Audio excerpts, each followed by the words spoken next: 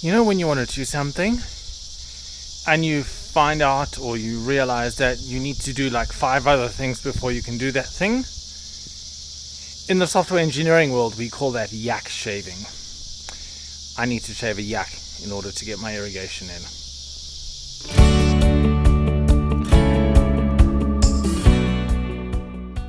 Hi, I'm Raoul from the Evaporate Homestead. In this video, I'm going to show you how I set up my automated irrigation system. Let's have a look at the parts that I've got. I've got some wobblers. These are great sprinklers. I've got some threaded to PVC connectors, one each for the sprinkler heads. I've got a bunch of PVC pipe. I've got 2 pieces. I'm going to have 2 sprinklers in my garden. Each of these is 1 meter long, and I'm going to need these at the bottom. These are 10 centimeters each. Make sure that when you're cutting them that you sand off this section and that they are clean inside. You don't want any dirt clogging up your sprinklers. I've got a whole bunch of extra connectors that I got from droplets. They are fantastic, by the way. Definitely, if you're buying irrigation stuff, I highly recommend them. I've got end pieces. I've got threaded to pop on connectors, which are for the tubing. This is incidentally, the PVC pipe's going to go into this, and this is going to go from here into my tubing. So I got a bunch of tubing as well. Obviously, I've got a connector to go to a hose. I've got my timer.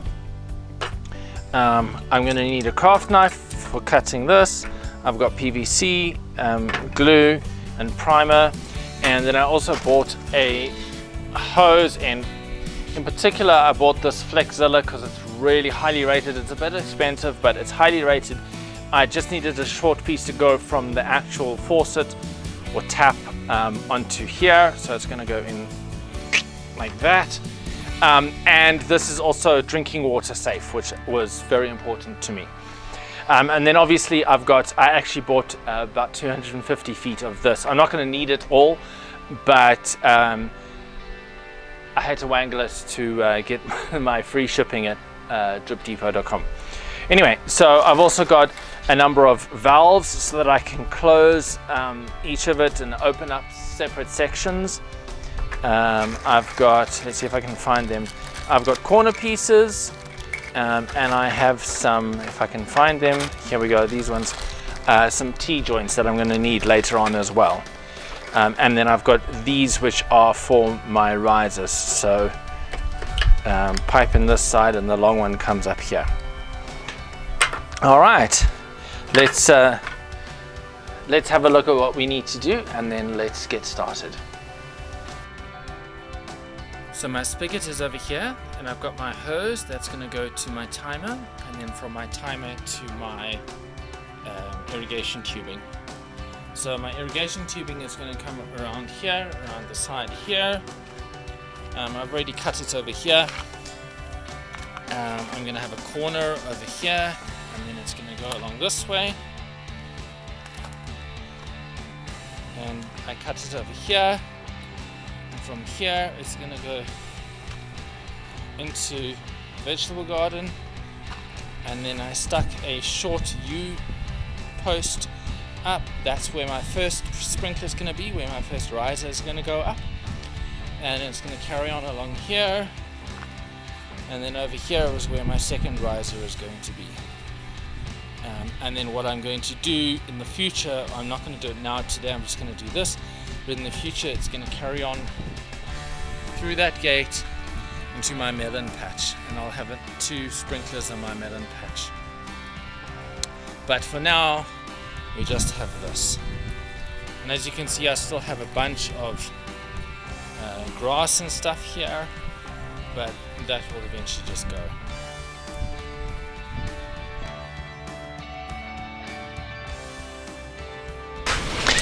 I just did a test run because I've actually not ever done this before, but let's get the risers sorted out. So start by gluing that on, and the next I think we're going to do this side.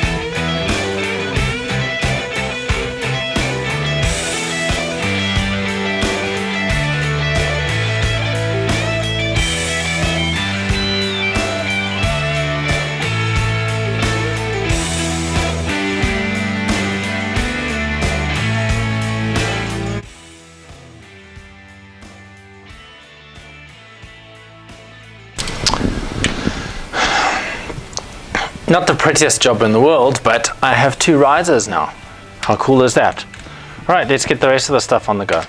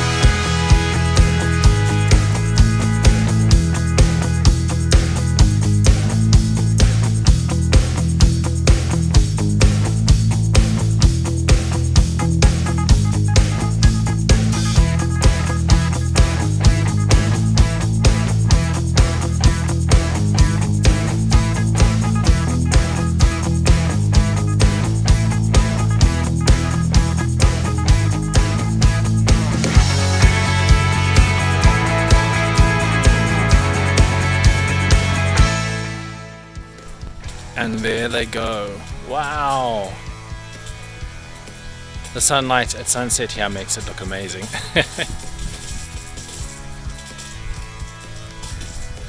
Now those poles are actually getting in the way, so maybe I should take the poles out. But overall I'm happy. I think I need to turn the pressure down just a little bit. But it's looking good. It's looking really good. I'm very happy.